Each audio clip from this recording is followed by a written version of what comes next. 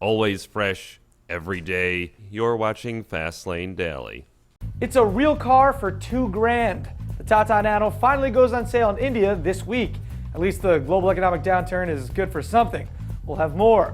Also, Mercedes-Benz parent Daimler gets a cash infusion from a desert kingdom.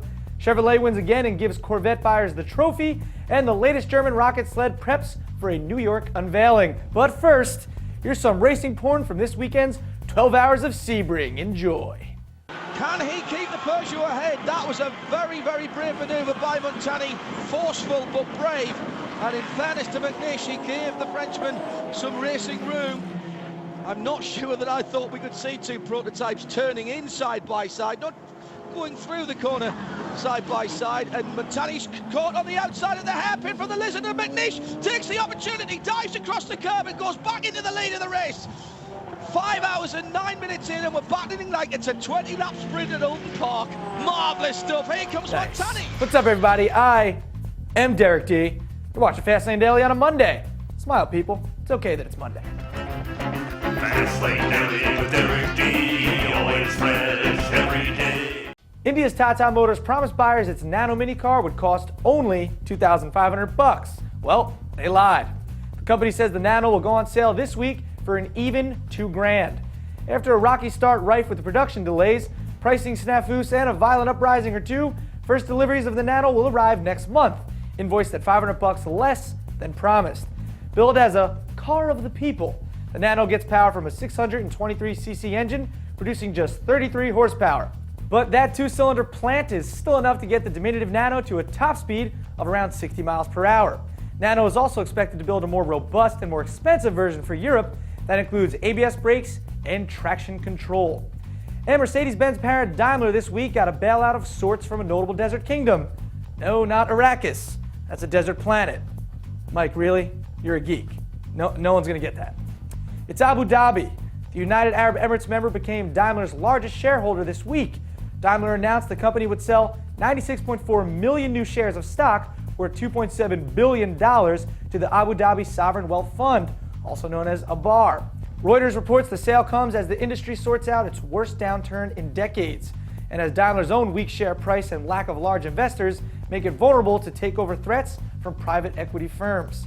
Bloomberg reports ABAR's 9.1% stake will include a joint venture with Daimler on the development of electric vehicles and a new training center in Abu Dhabi. And Corvette Racing took an easy victory in the GT1 class at the 12 Hours of Sebring race this past weekend. It didn't hurt that they ran unopposed. Still, GM's honoring that and other American Le Mans Series wins with a new options package for the Corvette it's calling the GT1 Championship Edition. The package includes a rear spoiler, chrome wheels, and a choice of yellow on black or black on yellow paint scheme. And if you squint really hard, all that will give the Championship Edition the look of the Corvette C6R Le Mans race car. The GT1 Championship Edition can be had at a price of $7,840 over the sticker of a Corvette Coupe, convertible, or high-performance Z06.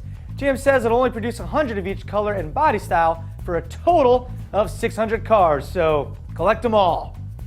And its name refers to a bullfighter's sword, but the Lamborghini is stocky. Oh, shit. Just reportedly got the axe.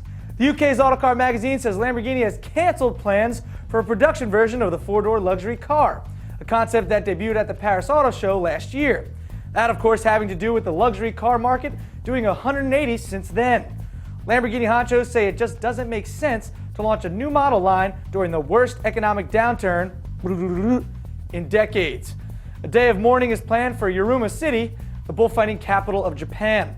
They don't actually kill the bulls, they just make them bump into each other really hard.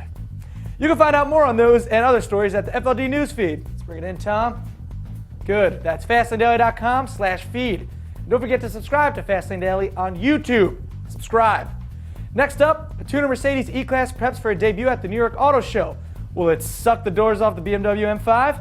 That's in the Internet Rumor Mill after this. Holy crap. Yo, is that all right? Hang the light up again. Yeah, my bad. Wow. FastlaneDaily.com, you can be the editor-in-chief. You just go to FastlaneDaily.com/feed, submit your stories. Also, we're on Tumblr, Alan. You know that? You know that, Linz? What's Tumblr?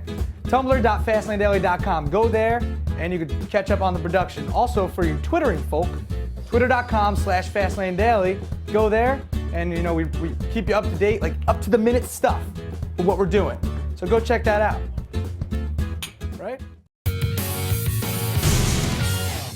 And welcome back. The latest Mercedes-Benz E-Class debuted at the Geneva Motor Show earlier this month. Of course, absent from the Swiss show floor was the latest AMG-tuned E-Class model. That's the one Benz fanatics say will show the BMW M5 who's the boss. Angela, Samantha. Get it, Tony Danza? No? Anyway, the all-new 2010 Mercedes-Benz E63 AMG will make its world debut next month at the New York Auto Show. But German car mag Sport Auto this week bestowed on the new E63 its Reader's Choice Award for Best Sports Car. That led Mercedes to release a teaser shot revealing, well, not much more than a front fender, an alloy wheel, and a guy in a pretty nice suit. Insiders say the latest E63 was fine-tuned by former McLaren F1 ace Mika Häkkinen and gets a power boost of 18 horsepower.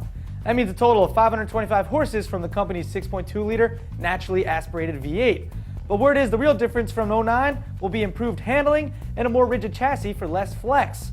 No word yet on a showroom release date, but word is a station wagon version will arrive sometime in 2010. Well, that about does it for Fastlane Daily today. It's Monday. I am Derek D. You guys have a lovely rest of the day.